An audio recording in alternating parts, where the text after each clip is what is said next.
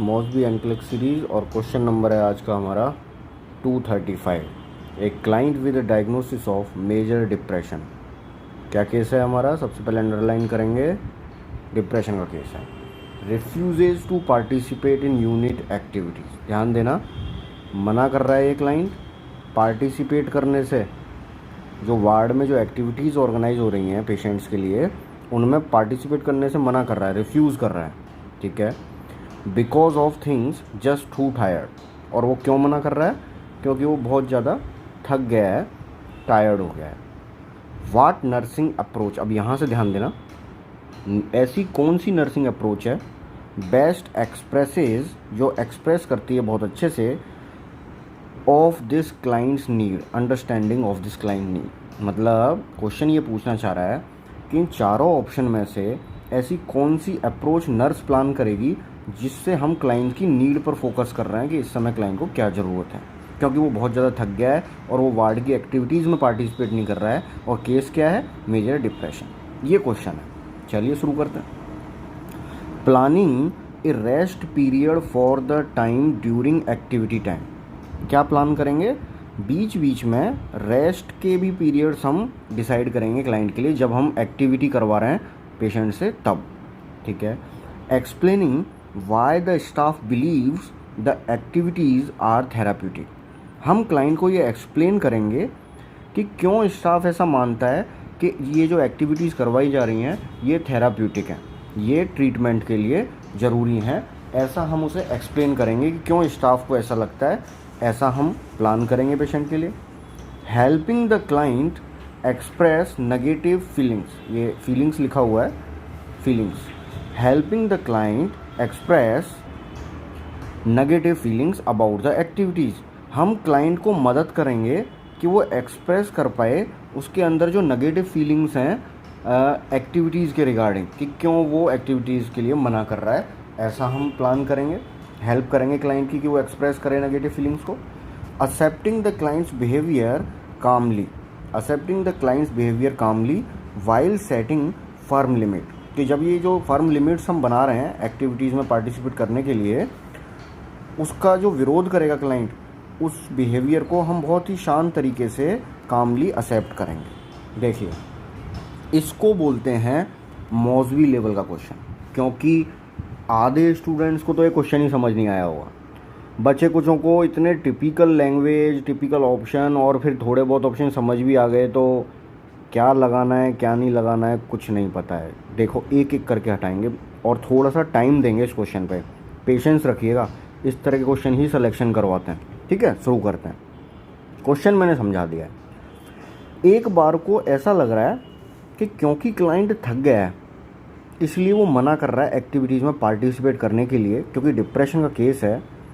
तो प्लान करेंगे rest period बीच बीच में एक्टिविटीज़ के दौरान। ऐसा लग रहा है कि ये आंसर हो सकता है क्योंकि रेस्ट ज़रूरी है।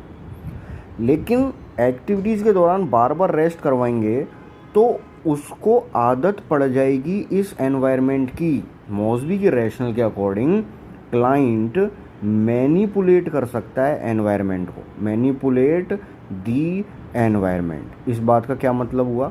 इस बात का मतलब हुआ कि मॉसबी रैशनल में ये बोल रहे हैं कि क्लाइंट को हैबिट हो जाएगी कि फिर वो एक्टिविटीज़ में पार्टिसिपेट करेगा ही नहीं। अगर बार बार आप रेस्ट पीरियड प्रोवाइड करेंगे तो वो एनवायरनमेंट को मैनिपुलेट करना सीख जाएगा।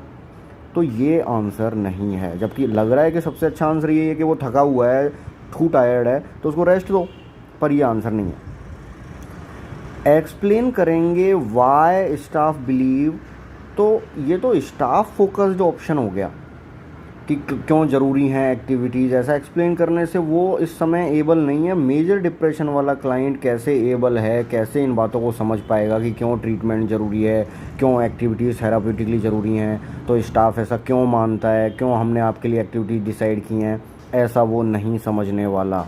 तो दूसरा भी हो गया गलत। सबसे ज़्यादा कन्फ्यूजन थर्ड और फोर्थ में से है। एक तरफ बोल रहे हैं कि हम मदद करेंगे क्लाइंट एक्सप्रेस आउट करे नेगेटिव फीलिंग्स को, एक तरफ हम बोल रहे हैं कि कामली सेटिंग फर्म्स लिमिट। देखो, ध्यान से समझना, आप आंसर बताने वाला हूँ। जब हम एक्टिविटीज़ प्लान कर रहे हैं तब एक्टिविटीज़ प्लान करने में क्लाइंट तो मना करते ही हैं ज़्यादातर डिप्रेशन वाले, क्योंकि वो पार्टिसिपेट नहीं करना चाहते। तो हमें क्या करनी पड़ती हैं, हमें कठोर लिमिट्स बनानी पड़ती हैं, फर्म लिमिट्स बनानी पड़ती हैं। ध्यान दे रहे हैं आप? हमें स्ट्रक्चर्ड लिमिट बनानी पड़ती हैं कि आपको पार्टिसिपेट करना ही होगा। तो जब हम स्ट्रक्चर्ड फर्म लिमिट बनाते हैं तो डिप्रेशन वाले क्लाइंट थोड़ा सा बिहेवियर रिफ्यूजिंग दिखा सकते हैं, विड्रॉन दिखा सकते हैं, हो सकता है वो थोड़ा गुस्सा या चिड़चिड़ापन भी दिखाएं। तो जो भी बिहेवियर क्लाइंट दिखा रहा है फर्म लिमिट्स बनाने के बाद, उस बिहेवियर को नर्स का काम है बहुत ही शांति से एक्सेप्ट करें। ये इसका सही आंसर है। सर फिर थर्ड आंसर भी तो सही हो सकता है, थर्ड क्यों नहीं लग रहा? क्योंकि थर्ड ऑप्शन में केवल नेगेटिव फीलिंग्स पर फोकस किया जा रहा है, ओनली नेगेटिव फीलिंग्स पर। पूरा होल अप्रोच नहीं इस्तेमाल की जा रही, पॉजिटिव फीलिंग्स के बारे में कुछ बताया ही नहीं है। भाई क्लाइंट के बिहेवियर में तो दोनों ही चीज़ आ गई ना, कि हम फर्मली अगर लिमिट्स बना रहे हैं तो ओवरऑल जितना भी बिहेवियर वो है उसे हम एक्सेप्ट करेंगे। लेकिन थर्ड ऑप्शन में तो client express negative feelings about the activities, हम ये ज़रूरी है, लेकिन third option only negative feelings पर फोकस कर रहा है कि नेगेटिव फीलिंग्स को एक्सप्रेस आउट करें। हो सकता है एक्टिविटीज़ के बारे में वो कुछ पॉजिटिव भी फील करता हो सकता है ना ऐसा कि एक्टिविटीज़ के बारे में पॉजिटिवली फील करता हो, तो वो तो इस ऑप्शन में नहीं कुछ बताया, इसमें तो केवल नेगेटिव फीलिंग्स के बारे में अप्रोच कर रहा है। इस वजह से ये आंसर गलत माना गया है। राइट आंसर ये है कि आपने एक्टिविटीज़ के लिए उसको बोला है, आपने फर्म लिमिट्स बनाई हैं। क्लाइंट जो भी बिहेवियर दिखाएगा कि मैं नहीं पार्टिसिपेट करूँगा या मैं थका हुआ हूँ या मुझे पार्टिसिपेट नहीं करना, उस बिहेवियर को कामली एक्सेप्ट करना है ताकि पॉजिटिव फीलिंग्स इंप्रूव हो सकें, क्लाइंट समझ सके इन चीज़ों को। नेक्स्ट क्वेश्चन की तरफ चलते हैं। राइट आंसर है फोर्थ। आई होप कि आपको ये समझ में आया होगा। चलिए हो जाइए तैयार। 236 question number. Nurse stops by the room of a tearfully depressed newly admitted client. ठीक है, न्यूली एडमिटेड क्लाइंट। नर्स चलते चलते रुक गई, स्टॉप हो गए रूम के बाहर, क्योंकि एक न्यूली एडमिटेड क्लाइंट है जो रोता हुआ, डिप्रेस्ड क्लाइंट है जो रो रहा है और डिप्रेशन की वजह से एडमिट हुआ है वार्ड में, उसकी तरफ से चलते चलते रुक गए उस के कमरे के बाहर। एंड ऑफर टू वॉक, और उसको ऑफ़र किया, offer to walk the client to the evening meal, कि वो साथ में चले और इवनिंग मील खाने के लिए वो ऑफ़र किया नर्स ने उसको। दोबारा समझा रहा हूँ। नर्स ने एक क्लाइंट को रोते हुए देखा जो कि डिप्रेशन की वजह से एडमिट हुआ है, नया क्लाइंट है, और उसे ऑफ़र किया कि वो इवनिंग मील खाए या इवनिंग मील की तरफ वॉक करे। The client looks intentionally at the nurse. Client ने क्या किया? इंटेंशनली बस देखा नर्स की तरफ और कुछ नहीं बोला। रो रहा था, डिप्रेस्ड वाला क्लाइंट था और उसने कुछ भी नहीं किया, नथिंग से। अब इस सिचुएशन में आपका रेस्पॉन्स क्या होगा? नर्स का रेस्पॉन्स या आपका रेस्पॉन्स क्या होगा क्लाइंट के प्रति? आई will be at the desk if you need मी। मैं वहाँ डेस्क पर अवेलेबल हूँ अगर तुम्हें मेरी ज़रूरत पड़े तो। You must tell me what you are feeling now. तुम्हें बताना चाहिए कि तुम क्या फील कर रहे हो। It must be very difficult for you to be on a psychiatric unit. ये बहुत ही बुरा है कि तुम साइकेट्रिक यूनिट में एडमिट हुए हो, या ऐसे बहुत बुरा फील होता है, बहुत कठिन फील होता है। We will walk together. हम साथ में चलेंगे डिनर के लिए। When you pull yourself together. जब तुम खुद अपने आप को पुल करोगे टुगेदरली। देखिए ये भी एक अच्छा क्वेश्चन है। ऐसे क्वेश्चन ज़्यादातर गलत ही होते हैं। इवन जब मैंने फर्स्ट टाइम मॉडल सॉल्व की थी तो मुझे खुद आइडिया नहीं लग पाता था कि ऐसे क्वेश्चंस में क्या आंसर जाएगा, लेकिन 2-3 बार सॉल्व करने के बाद धीरे धीरे आपका ह्यूमर डेवलप होने लग जाता है ऐसे क्वेश्चन के लिए। इसलिए मैंने इस वीडियो को थोड़ा ज़्यादा टाइम दिया है, थोड़ा लंबा वीडियो बन गया है, 2 क्वेश्चन के लिए 10 मिनट के अराउंड हो गया है, पर आपको ये एक एक क्वेश्चन समझना होगा। एक क्वेश्चन भी आपका सिलेक्शन करवा सकता है। देखिए जी, I will be at the desk if you need मी।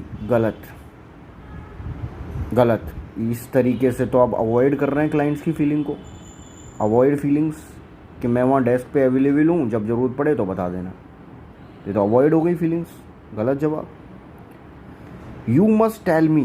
तुम मुझे बताओगे तुम ऐसा क्यों कर रहे हो या क्या फील कर रहे हो। देखो, अगर यहाँ रिक्वेस्ट होती, अगर यहाँ एक नॉर्मल स्टेटमेंट होता तो ये आंसर हो सकता था, पर इस वर्ड पे फोकस कीजिए ज़रा। यू मस्ट टेल मी, आप ऑर्डर नहीं दे सकते हो क्लाइंट को। मस्ट वर्ड पे फोकस कीजिए, आप ऑर्डर नहीं दे सकते हो क्लाइंट को, तो ये भी हो गया गलत। वी विल वॉक टूगेदर, हम साथ में चलेंगे डिनर के। पुल योर सेल्फ टूगेदर, अगर तुम खुद चाहो तो या खुद पुल करो तो आंसर सही है, लेकिन देखो इसमें क्या क्या दिक्कत है। आप उसको साथ तो ले जाएंगे डिनर के लिए, पर क्या वो रो क्यों रहा है, क्यों रो रहा है वो, इस पर फोकस किया क्या आपने? उसकी फीलिंग्स पर फोकस किया क्या आपने? इससे नहीं। आप उसे खाने की तरफ ले तो जाएंगे, लेकिन क्या आपने फीलिंग्स पर फोकस किया? आप नहीं।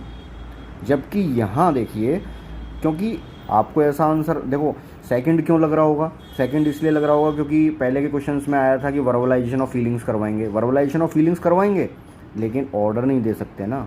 हमें क्वेश्चन का भाव तो समझना होगा, ऑप्शन का भाव तो समझना होगा। We can not order to the client, second is wrong. Fourth is wrong because fourth sentence is right, but we are not focusing on the client feeling कि वो रो क्यों रहा है, वाई ही और she is crying, right. It must be very difficult, ये बहुत ही बुरा फील होता है, बहुत ही कठिन समय होता है, या बहुत ही कठिन फील कर रहे होगे तुम to be on a psychiatric unit, कि तुम एक साइकेट्रिक यूनिट में एडमिट हुए हो। अब यहाँ से देखो क्या क्या हो गया, हमने क्लाइंट की फीलिंग्स पर फोकस किया कि ये बहुत ही कठिन समय है या तुम्हें बहुत बुरा लग रहा होगा कि तुम साइकेट्रिक यूनिट में आए हो, फीलिंग्स पर फोकस किया, और इसी तरीके से हमने क्या स्टार्ट कर दिया अब यहाँ से, वर्बलाइज ऑफ फीलिंग्स। अब वो बताएगा कि हाँ ऐसा है या नहीं है। Third is the much right answer then the fourth, third is the right answer. I hope कि आपको आज के दोनों क्वेश्चन जो हमने पूरा टाइम लेके डिस्कस किए हैं समझ में आए होंगे। आपको क्या करना है आप जानते हैं, यू मस्ट शेयर। अरे तो मैं बोल ही नहीं सकता, क्योंकि फिर क्या हो जाएगा, हमारे सेकंड ऑप्शन की तरह ऑर्डर हो जाएगा। तो ये एक रिक्वेस्ट है कि अगर आपको क्वेश्चन समझ में आए हैं तो kindly share it and subscribe my channel. Thank you and good luck.